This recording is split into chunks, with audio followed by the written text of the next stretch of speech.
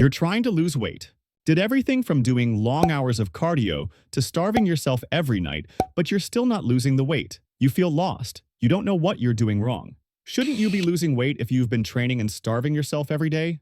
In this video, we will go over the simple 3-step guide that will make you shed those pounds without burning yourself out. But before we go further in this video, comment below what's your goal weight, and by the end of this video, you'll have a much clearer plan and a train of thought on how to shed those pounds.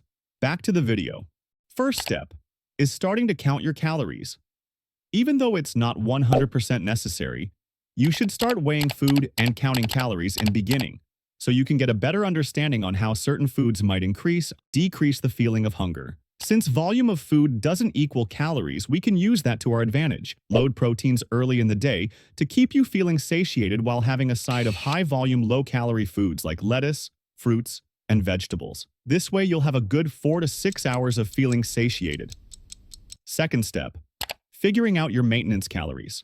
What does that mean? Maintenance calories is a certain amount of calories that your body burns on a daily basis from a couple of things like training, NEAT, your metabolism, etc. So how do you figure this out? It's a process of trial and error for the most part, but we can use a couple of calorie calculators to help us set a ballpark. I'll leave a link in the description for a calorie calculator you can use. Using the number that you've got from the calculator, you can start experimenting. Try eating that same number for a week or two. If you've gained weight, then that amount of calories was higher than what your body burns each day. If you started losing weight, then that number was lower. If your weight stayed the same, then that amount of calories is your true maintenance. Step 3. Getting in a deficit. Why should you go in a deficit?